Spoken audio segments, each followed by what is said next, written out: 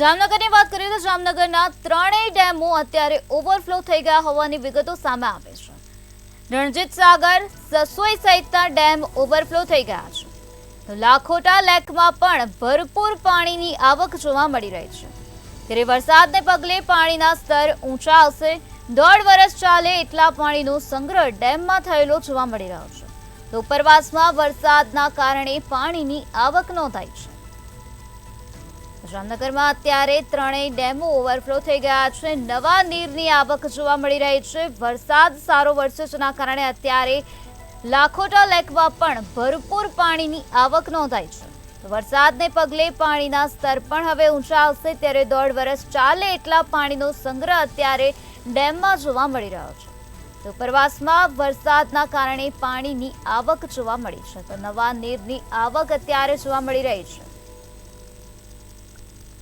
જામનગરના ત્રણેય ડેમો અત્યારે ઓવરફ્લો થઈ ગયા છે.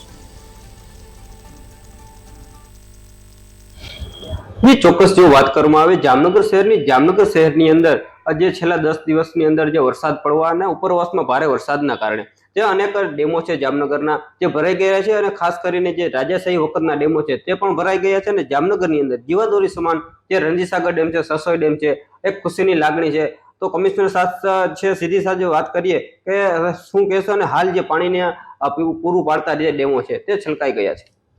જામનગર મહાનગરપાલિકાના શહેરી વિસ્તારને આપણે 5 સોર્સથી પાણી મેળવીએ છીએ. એક છે આજી, ઊંડ, સસોઈ, રણજીત સાગર અને એ ઉપરાંત નર્મદા કેનાલ, એની NC8ની પાઇપલાઇન.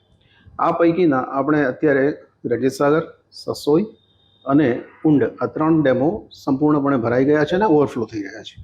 એટલે આ 3 ડેમ્સ પૂરતી જો આપણે વાત કરીએ તો એવું કહી શકાય કે આવતા જુલાઈ સુધીનો એમાં પાણી પુરવઠો ચાલી શકે એટલો અત્યારે હાલ જથ્થો આવી ચૂક્યો છે. આ ઉપરાંતના આજી છે એ હજુ ભરાવાની તૈયારીમાં છે, વાર છે.